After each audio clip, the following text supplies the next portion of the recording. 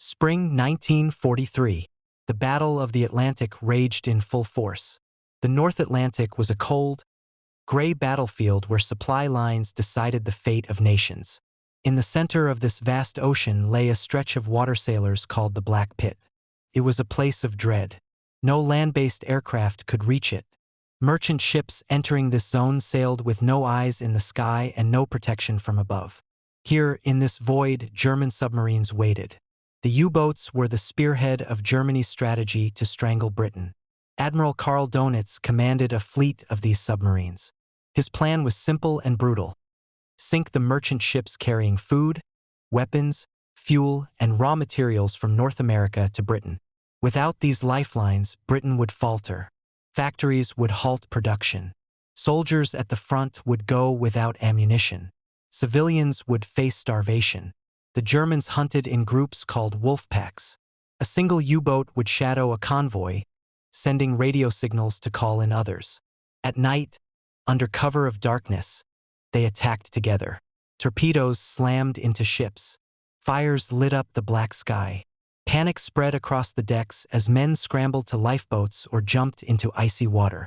By dawn, dozens of sailors might be dead, their ships burning or sunk. The Allies fought to defend the convoys. Destroyers and corvettes sailed as escorts, using sonar and depth charges to track and attack submarines. But the ocean was too wide. The Black Pit left convoys exposed, and losses grew heavier each month. Merchant sailors lived in constant fear. The sudden boom of a torpedo strike meant death had come without warning. Many knew they might never reach port again. It was during this dark period that the Allies brought a new weapon into the fight: the escort carrier. These were smaller versions of the great fleet carriers used in major naval battles. They were built quickly and cheaply, often converted from merchant ship hulls. Each escort carrier carried between 15 and 30 planes. These aircraft included Grumman Wildcats for defense and Grumman Avengers fitted with depth charges and radar for hunting submarines. An escort carrier sailed in the middle of a convoy like a floating shield. At dawn, its aircraft roared off the deck to patrol ahead, searching for the telltale shape of a U-boat on the surface. During the day, the planes circled the convoy, ready to strike. At night, they landed under dim lights, refueled, and prepared to launch again at first light. For the first time, convoys had air cover across the entire Atlantic, even in the dreaded Black Pit. The impact was immediate. German U-boats, which had once surfaced freely to recharge their batteries, now had to stay hidden. Surfacing meant risking sudden attack from above. Aircraft armed with depth charges swooped down without warning, forcing submarines to dive deep or face destruction.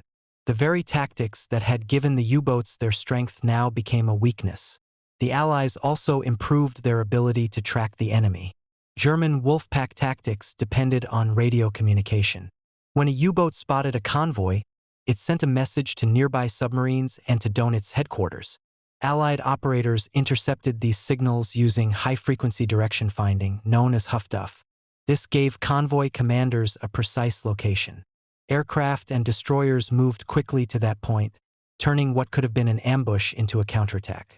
Scenes of sudden, violent battle became common. A submarine would surface at night, unaware that its radio signal had been traced. As dawn broke, the crew might hear the faint hum of engines overhead. A shadow passed across the waves. Moments later, bombs and depth charges tore into the sea. If the submarine tried to dive, destroyers closed in, their sonar echoing through the water, depth charges falling in tight patterns. The tide of the battle shifted in dramatic fashion in May 1943. That month became known as Black May. German losses reached a shocking level. 41 U-boats were destroyed in a single month, a scale of loss never seen before. For the men on the merchant ships, the change was visible and immediate. Where once they had seen their ships burning and sinking, now they saw Allied planes circling overhead, driving attackers beneath the waves. For the U-boat crews, the fear grew unbearable. Submarine captains reported feeling hunted, trapped between the aircraft above and the destroyers below. Some U-boats were destroyed without ever firing a torpedo. Others vanished with all hands, never to be seen again. Dönitz received grim reports each day. His once proud fleet, which had dominated the Atlantic, now faced destruction. By the end of May, the situation was clear. The wolf packs could no longer operate as before. Dönitz made the painful decision to pull many of his submarines from the Atlantic. The strategy that had come close to cutting Britain's lifeline was broken. The merchant convoys continued on, now shielded by their floating airfields and the men who flew from them. The Black Pit, once a place of terror, now belonged to the Allies. The escort carrier was a new kind of ship built for a very specific purpose. The Allies needed something that could bring aircraft into the middle of the Atlantic, far beyond the reach of land-based planes. Fleet carriers were powerful, but they were too valuable and too few to risk on constant convoy duty. The answer was to build smaller carriers, either by converting merchant ship hulls or constructing them from the keel up as compact warships. These escort carriers were slower than their larger cousins. They could only make about 16 to 18 knots, which was enough to keep pace with the merchant convoys they protected. Each one carried between 15 and 30 aircraft. The planes were the real weapons of these ships. Most were Grumman Wildcats, tough little fighters used to guard the convoy from enemy aircraft and to strafe U-boats caught on the surface. The others were Grumman Avengers, torpedo bombers fitted with depth charges, rockets, and radar equipment designed to find and destroy submarines. The flight deck was narrow and short, far less forgiving than that of a fleet carrier. Pilots had to land with precision. The ships often rolled heavily in the rough North Atlantic, making takeoffs and landings dangerous work. Below the deck were cramped hangars and workshops where mechanics kept the planes in working order. The design was simple and functional. Everything on board existed to support the aircraft and keep them flying day and night. Compared to a fleet carrier, an escort carrier was easy to build. Some were finished in a matter of months. The Allies produced them in large numbers, which meant more convoys could have air protection. While they lacked the speed and armor of larger carriers, they made up for it through availability and constant presence. Their very existence changed the rhythm of the Battle of the Atlantic. On the other side of the fight were the German U-boats. The workhorse of the fleet was the Type 7 submarine. It was about 200 feet long with a crew of 44 men. It carried torpedoes in forward and rear tubes, along with a deck gun for surface attacks. The Type 7 was fast on the surface, reaching speeds up to 17 knots, but when submerged it slowed to less than 8 knots. Underwater, its batteries drained quickly. To stay in the fight, it had to surface regularly to recharge. This was the moment of greatest danger. A U-boat on the surface could be seen by aircraft or radar-equipped ships. The larger Type 9 submarines ranged farther into the Atlantic.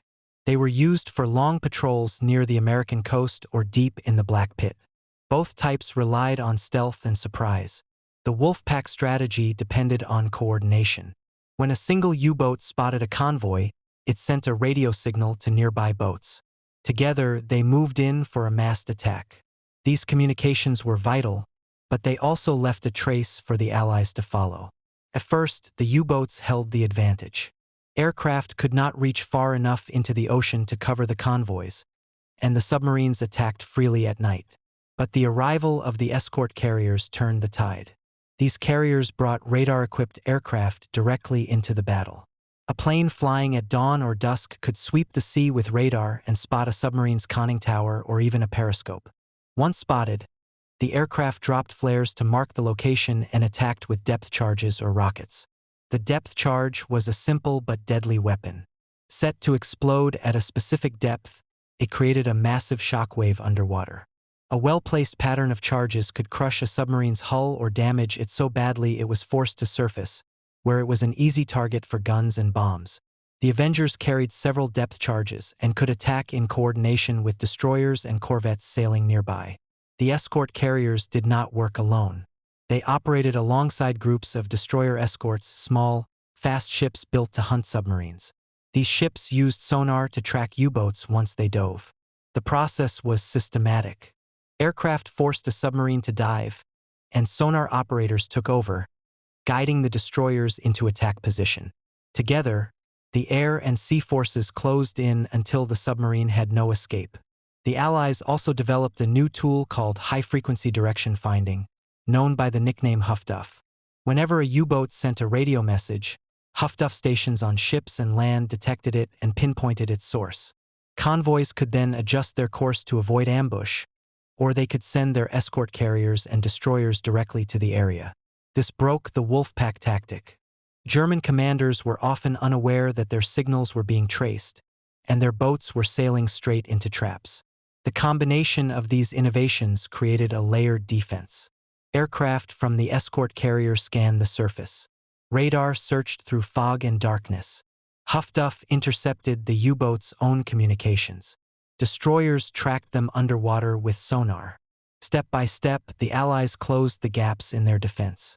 What had once been a one-sided fight began to reverse. The U-boats that had once ruled the Black Pit now faced danger at every turn. A surface submarine was visible to patrolling aircraft. A submerged submarine was vulnerable to sonar and depth charges. Even sending a simple message to another boat risked exposure. The escort carrier sat at the center of this new system, its aircraft linking the convoy's surface ships with the vast, empty ocean around them. What began as a desperate experiment became a decisive weapon in the battle to control the Atlantic. The convoy moved slowly through the gray Atlantic. Its columns of merchant ships stretched across the horizon. More than 40 vessels steamed together, carrying food, oil, ammunition, and vehicles bound for Britain. Around them sailed their escorts. Corvettes and destroyers patrolled the outer edges, cutting across the waves in constant motion. In the center of it all, an escort carrier rose above the freighters. Its flight deck looked small and narrow against the vast sea, but it gave the convoy a power it had never had before: air cover in the middle of the ocean. For days the journey seemed quiet. The men on deck scanned the waves, knowing an attack could come at any moment. Beneath the surface, German U-boats were already closing in. They had been shadowing the convoy through the night, surfacing under cover of darkness to signal their position to others. A wolf pack gathered silently, waiting for the right moment. The U-boats moved in before dawn, their commanders confident of another victory. The convoy's speed was low, making it an easy target. The Black Pit had been the graveyard of countless merchantmen, and the German captains expected to strike as they always had. Each submarine approached at periscope depth, ready to rise, fire, and slip away. But this time the hunters were not alone. Before first light, engines roared on the escort carrier's deck. Pilots strapped into their Wildcats and Avengers. As the sun broke over the horizon, aircraft lifted into the air one by one, banking hard as they turned toward the suspected threat. These planes carried radar, a tool the U-boat crews could not see or hear. Even through fog or heavy seas, the radar operators could pick up the thin silhouette of a submarine's conning tower. The first submarine to surface had no warning. A lookout spotted the planes too late. Depth charges rained down, exploding around the boat in great columns of water. The submarine crash-dived, but the damage was done. Its hull groaned under the pressure. Inside, lights flickered as crewmen scrambled to keep the boat afloat. Above, the aircraft circled, marking the position for the destroyers racing toward the scene. The destroyers arrived minutes later. Their sonar operators tracked the U-boat as it moved deep and slow, trying to escape. Orders were shouted over the roar of engines. Depth charges rolled off the stern in precise patterns. Each explosion shook the sea, driving the submarine lower and forcing it to turn. The pattern tightened until a final series of blasts ripped through the hull. The U-boat never surfaced again. Farther away, another German submarine watched the attack unfold. Its captain had risen to the bridge, expecting to see helpless merchant ships. Instead, he saw the sudden flash of explosions and Allied aircraft diving low over the waves. One of his lookouts screamed as a nearby U-boat broke the surface in a violent plume of spray. Its hull shattered. Men poured out of its hatch, some leaping into the freezing water, others clinging to rafts. The captain stared in shock as destroyers closed in, their guns firing. The sight chilled every man on his boat. This was no longer a hunt. It was a slaughter. The wolf pack tried to regroup, but their radio messages betrayed them. Allied operators aboard the convoy's escorts picked up each signal using high-frequency direction finding. The information went straight to the escort carrier's commander. Pilots were vectored to exact positions, cutting off the U-boats before they could escape. Through the day, the pattern repeated. Aircraft spotted submarines surfacing to recharge batteries. The moment they appeared, the planes swooped down, guns blazing. The Avengers dropped depth charges, forcing the U-boats under again. Destroyers moved in with sonar, trapping them below. The sea was filled with the sounds of engines, sonar pings, and rolling detonations. The merchant ships continued on, their plumes of smoke rising in calm formation. For the first time, they were no longer helpless. They were bait in a carefully laid trap. The U-boats, once feared hunters, now found themselves surrounded. Each attack weakened the Wolfpack's will to fight. The German captains realized they were being tracked and targeted, their tactics broken apart piece by piece. One incident stood out among many. A surface submarine prepared to launch torpedoes at the convoy, unaware it had been detected. Above it, hidden by cloud cover, a wildcat dove suddenly out of the sky. Its guns ripped into the deck. Crewmen scattered for cover as the plane banked and turned, making a second pass. Seconds later, depth charges fell around the boat. The submarine tried to dive, but its stern lifted awkwardly as water poured in. Another U-boat nearby witnessed the entire event through its periscope. The crew watched in silence as their comrade's vessel broke apart and sank. Fear spread through every man on board. If the enemy could strike with such speed and precision, nowhere was safe. By nightfall, the convoy sailed on under a dark, rolling sea. The escort carrier's deck lights glowed faintly as planes returned from patrol. Destroyers circled like wolves of their own, protecting the vulnerable freighters at the center. Below the waves, the surviving U-boats limped away, damaged and disorganized. The Germans had come expecting easy prey. Instead, they had been met by a weapon they could not match. The Black Pit, once their domain, now belonged to the Allies. The men of the convoy had lived for months under the shadow of the U-boat threat. Before the escort carriers arrived, every watch was tense, every night a test of nerves. A single torpedo could come out of nowhere. Many sailors had seen friends vanish in a sudden explosion, with no chance to fight back. It was a war fought mostly by fear, where the enemy was invisible until the attack came. Some of the merchant crew had taken to sleeping in their clothes, ready to abandon ship at a moment's notice. Now things were different. As the first escort carriers joined their convoys, the mood began to shift. Men who had once stared helplessly into the dark now watched Allied planes take off and vanish over the horizon. For the first time, there was a sense of protection, a feeling that someone was watching over them even in the middle of the ocean. When the first submarine was sunk in full view of the convoy, cheers broke out across the decks of several ships. Sailors climbed the rails to see the wreckage of a U-boat break the surface, followed by oil and debris. Some waved their caps in the air. Others stood in silence, their faces showing both relief and anger. They were witnessing justice delivered to an enemy that had caused so much suffering. A British merchant sailor later recalled the moment in a letter home. He wrote of standing on deck as a German submarine surfaced in flames, its crew scrambling to abandon ship. The aircraft that had attacked it circled once, then dipped its wings and flew off. The convoy erupted in shouts and applause. The sailor admitted he had felt no pity for the men in the water. Too many of his friends had been lost to the cold Atlantic for him to feel anything but grim satisfaction. Among the escort crews, there was pride but also a growing determination. Pilots and sailors understood that their role was crucial. The convoy depended on them. Pilots of the Avengers and Wildcats faced constant danger. Landing on the narrow, rolling deck of an escort carrier was as hazardous as combat itself. More than one pilot was lost to a crash on landing or a mishap during takeoff.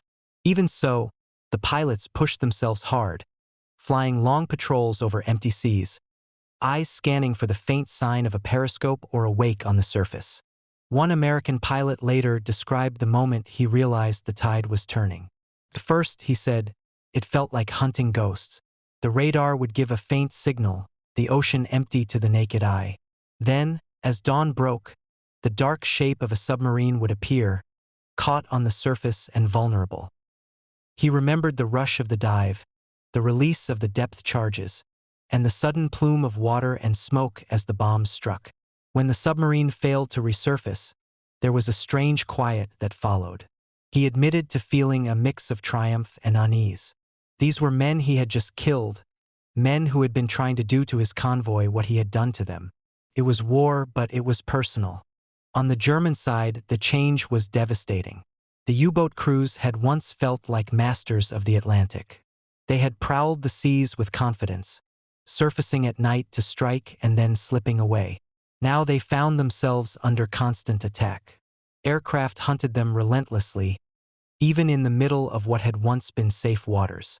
Survivors later spoke of the terror of living under this new threat. A surfaced U-boat was always at risk. A faint engine noise could mean a plane was coming in for the kill. Some crews described days spent submerged, barely moving to avoid detection. The air inside the boat would grow foul. The men sweated in silence, listening to the hum of the electric motors and the ping of sonar from above. The pressure was unrelenting. Admiral Karl Donitz received daily reports of losses. Each morning brought a new list of missing submarines, some with no survivors, others with only a handful of men rescued. The numbers were catastrophic.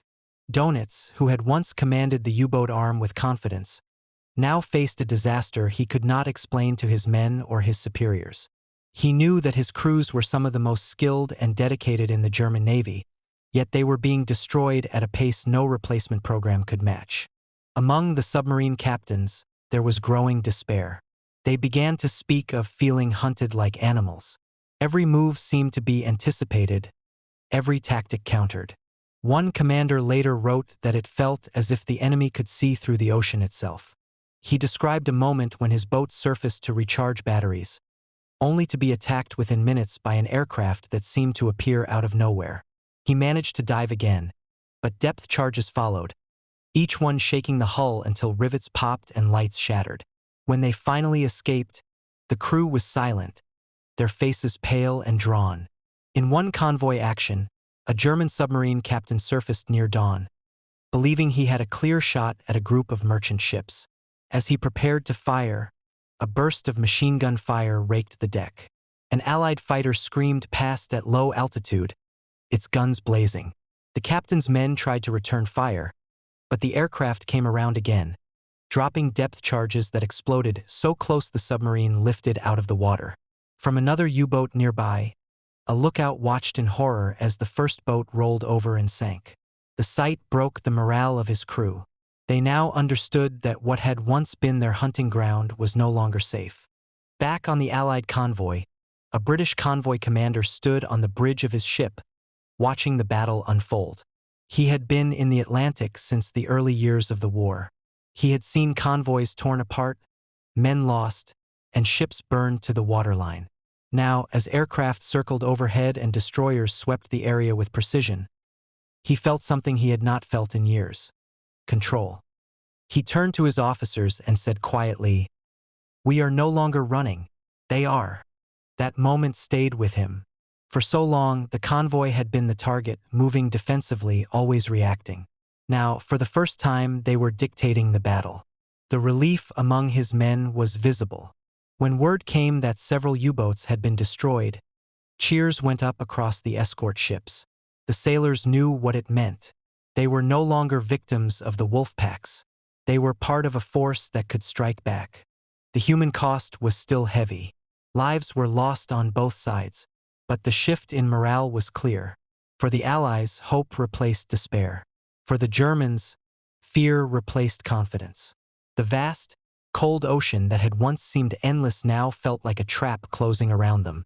By May of 1943, the effect of the escort carriers and new tactics was clear. The tide of the Battle of the Atlantic was turning. In a single month, Germany lost 41 U-boats, the highest number ever recorded during the war.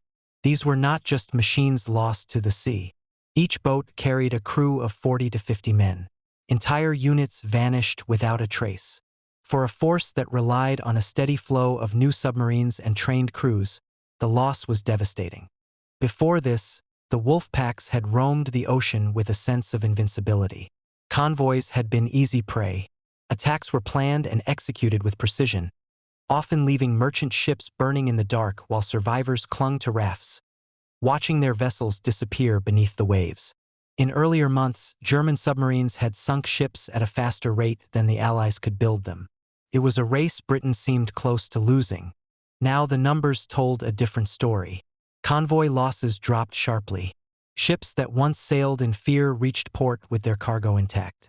The difference was visible not only in the statistics but also in the harbors where the convoys arrived. Dockworkers saw long lines of ships unloading food, weapons, and fuel without the gaps that had once marked vessels lost at sea. Supplies flowed steadily again, restoring confidence in Britain and among her allies. For the Germans, the change was shocking. Admiral Karl Dönitz had built the U-boat fleet into a feared weapon. He had promised his superiors that the submarines could starve Britain into submission. His entire strategy for the Atlantic rested on this belief. But in May 1943, Dönitz faced reports unlike anything he had seen before. Each day brought news of another submarine lost, another crew missing. Some U-boats vanished completely, leaving no signal, no survivors. Others managed to send brief distress calls before being destroyed. The reports made clear that the new Allied tactics were working. Convoys were no longer blind targets. Aircraft from escort carriers struck U-boats the moment they surfaced. Destroyers and corvettes closed in with sonar and depth charges. Huff Duff traced every radio signal, exposing the wolf packs before they could gather. The advantage had shifted completely. Dönitz called his senior officers together. They reviewed the maps showing patrol zones and shipping lanes. The red markers that indicated destroyed U-boats spread across the Atlantic like a disease. For every sinking, there was a crew of trained men gone. Men who could not be easily replaced. Training new crews took months, and the supply of experienced officers was dwindling. Even with new submarines rolling out of the shipyards, there were not enough skilled crews to man them. The decision weighed heavily on Dönitz, but he had no choice. If the losses continued at the current rate, the U-boat arm would collapse completely. In late May, he gave the order to temporarily halt large-scale U-boat operations in the Atlantic. Many submarines were recalled to base. Others were redeployed to quieter waters, far from the heavily defended convoy routes. For the first time in years, the North Atlantic saw a lull in attacks. To the Allies, this sudden drop in submarine activity was proof of victory. Merchant captains reported fewer sightings. Convoys began to move more freely, their routes carefully planned with the help of intelligence gained from intercepted German signals. The Black Pit, once a deadly gap, was now covered by a network of escort carriers and long-range patrol aircraft. With the convoy system secure, Allied leaders turned their attention to the next phase of the war. The steady flow of supplies across the Atlantic allowed them to stockpile weapons, vehicles, and fuel in Britain. These resources would be critical for the invasion of occupied Europe. Without safe shipping lanes, an operation on the scale of D-Day would have been impossible. Every tank, every truck, every crate of ammunition used on the beaches of Normandy had first crossed the Atlantic under the protection of the convoys. The strategic picture had shifted completely. Before May 1943, the Allies had been on the defensive, reacting to German attacks. Now they could plan offensively. The loss of so many U-boats forced Germany to rethink its entire naval strategy. The Kriegsmarine no longer had the strength to challenge Allied shipping directly. Surface raiders were rare, and the remaining submarines operated cautiously, often avoiding direct combat. For Britain, the change was more than military. The civilian population felt the difference. Food shortages eased as regular shipments arrived. Factories received the raw materials needed to produce aircraft, weapons, and vehicles at full speed. Soldiers overseas were supplied without interruption. The sense of isolation that had gripped the island nation during the worst days of the U-boat campaign began to lift. American shipyards, already producing Liberty ships and other merchant vessels at a furious pace, could now send their products across the ocean with far less risk. The cooperation between the United States and Britain deepened. Shared tactics, intelligence, and technology flowed both ways, strengthening the alliance and ensuring that future operations would benefit from combined resources. While the Allies celebrated, Dönitz and his surviving U-boat crews faced grim reality. Returning submarines limped into port, scarred and damaged. Crews staggered ashore exhausted, their numbers thinned by combat losses. The once proud wolf packs were now shadows of themselves. Morale collapsed. Letters from families at home spoke of hunger and hardship as Allied bombing campaigns intensified over Germany. Some German officers urged Dönitz to continue the fight no matter the cost, but he knew the truth. The U-boat fleet could no longer achieve its original mission. The Atlantic belonged to the Allies now. New technologies such as snorkels and improved torpedoes were in development, but they would arrive too late to reverse the situation. The German Navy shifted to a defensive role, trying to protect what little remained of its overseas supply lines. The offensive dream of cutting Britain off had ended. The shock of Black May lingered long after the fighting moved to other theaters. In Allied command centers, charts showed the dramatic shift. In April, convoy losses had been severe. In May, they dropped almost overnight. The graphs were stark, a visible sign of victory. Commanders knew that the fight was not over, but they also understood what had been achieved.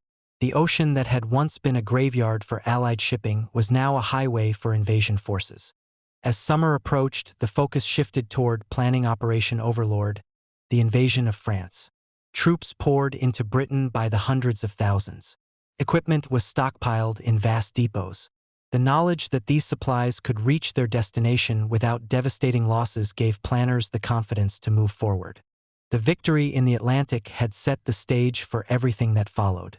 The escort carriers, the destroyers, the convoys, and the men who manned them had turned the tide of the war in a way few realized at the time. For now, the sea lanes were open, and with them came the power to strike back at Germany on land. The North Atlantic, once dominated by wolf packs, now carried the lifeblood of the Allied war effort across its waves. When the fighting in the Atlantic slowed, the full meaning of the escort carriers became clear. What had begun as an emergency solution had become a permanent part of naval warfare. Before their arrival, convoys had relied only on destroyers, corvettes, and the hope that land-based planes could reach them in time. The escort carrier changed that balance. By bringing aircraft directly to the convoy, it closed the deadly gap in the middle of the ocean and gave merchant sailors protection at every stage of their journey. The U-boat menace, once the greatest threat to Allied shipping, had been broken. In the early years of the war, German submarines had operated with near impunity. They had slipped through the waves at night, striking with surprise and then disappearing before any response could arrive. The addition of escort carriers ended this era. A surfaced U-boat could no longer remain undetected. The moment it broke the surface to recharge batteries or send a radio message, there was a chance that a patrolling aircraft would see it and attack. As the war went on, escort carriers became common sights in every theater. They guarded troop convoys carrying men to Africa, Italy, and later France. They supported amphibious landings by providing constant air patrols against submarines and enemy aircraft. They even played roles in the Pacific, where their smaller size allowed them to escort supply groups over the vast distances between islands. What started as a desperate innovation in the North Atlantic evolved into a standard practice that shaped naval doctrine for decades to come. Naval commanders studied the lessons of the campaign carefully. They saw that submarines had lost their freedom of action because of the combined arms approach. Aircraft, surface ships, and intelligence networks worked together to track, fix, and destroy enemy submarines. No single tool had won the battle on its own. It was the coordination between air and sea, the careful use of radar and radio interception, and the fast response of destroyers and corvettes that had made the system effective. This principle became the foundation of post-war anti-submarine warfare. Radar technology advanced rapidly during these years, driven by the need to detect small, hidden targets like a U-boat's periscope. The same was true for sonar, which improved in range and accuracy as destroyers relied on it to hunt submarines underwater. Even the techniques for plotting and analyzing enemy movements were refined. The Allies developed new ways to interpret radio intercepts and predict where wolf packs might strike next. These methods did not end with the war. Instead, they became part of a permanent structure of naval defense used by many nations during the tense years that followed. The Escort carrier itself influenced ship design for generations. After the war, navies around the world continued to build smaller carriers dedicated to convoy defense, close air support, and anti-submarine patrols. They were cheaper to produce than fleet carriers and required smaller crews. In the early Cold War, when new threats emerged beneath the oceans, these ships carried helicopters and specialized aircraft designed to track submarines armed with more advanced weapons than those of World War II. The principles were the same even if the technology had changed. For Germany, the end of unrestricted submarine warfare marked a profound shift. The belief that submarines alone could isolate and defeat an island nation like Britain had been proven wrong. The once dominant U-boat arm was left shattered, its tactics outdated and its losses staggering. Many of the surviving commanders spent years analyzing why their campaigns had failed. They concluded that innovation had worked against them. The Allies had adapted faster, turning defensive measures into offensive weapons. Every new tactic developed by the U-boats had been met with a countermeasure, often within weeks. The psychological effect of this reversal was lasting. German submariners had once been hailed as the elite of the Navy. By the end of the war, they were seen as symbols of a lost cause. Crews returned to port under the weight of defeat, their numbers thinned and their spirits broken. The lessons of their downfall became part of naval education worldwide. Future generations of officers studied the events of Black May and the months that followed, learning how technological change and coordinated strategy could alter the course of a war. In Britain and the United States, the victory in the Atlantic was remembered as one of the most important achievements of the conflict. It was not as visible as the land battles in North Africa or Europe, but it was no less decisive. Without secure shipping lanes, no invasion could have been launched, no sustained campaign could have been fought. The quiet work of the escort carriers, destroyers, and merchant crews had made the great offensives possible. The campaign also showed the value of intelligence. The use of Huff-Duff to trace radio signals, combined with code-breaking efforts like those at Bletchley Park, gave the Allies an edge that multiplied the effectiveness of their ships and aircraft. This integration of technology and information became a model for modern warfare. It demonstrated that battles were not only fought on the sea or in the air, but also in the realm of signals and data. As the world moved into the post-war era, these lessons shaped alliances and strategies. NATO navies built their forces around the concept of protecting sea lanes from submarine threats. Exercises and training programs focused on joint operations between air and sea units, echoing the methods pioneered in 1943. Escort carriers and later helicopter carriers played central roles in these fleets, direct descendants of the small ships that had sailed through the Black Pit. The historical significance of this shift cannot be overstated. In the early years of World War II, it seemed possible that Germany might starve Britain into surrender. The destruction of merchant shipping came dangerously close to achieving that goal. The introduction of escort carriers reversed this trajectory. By combining aircraft, surface escorts, and intelligence into a single system, the Allies seized control of the Atlantic. The courage of those involved was as important as the machines they used. Pilots took off in all weather, knowing a single mistake could send them into the freezing ocean. Sailors on destroyers and corvettes endured long nights of tension, listening to sonar pings and waiting for the sound of a torpedo. Merchant crews kept their ships moving, even when the risk of attack was constant. Their efforts built the bridge of supplies that sustained the fight against Germany. This chapter of the war stands as a reminder that victory at sea depends on more than ships and weapons. It depends on adaptation, cooperation, and the willingness to confront a threat with every tool available. The escort carriers were born from necessity, shaped by the desperate conditions of 1943. They ended an era when submarines could strike unchecked and gave the Allies the means to carry the war back to Europe.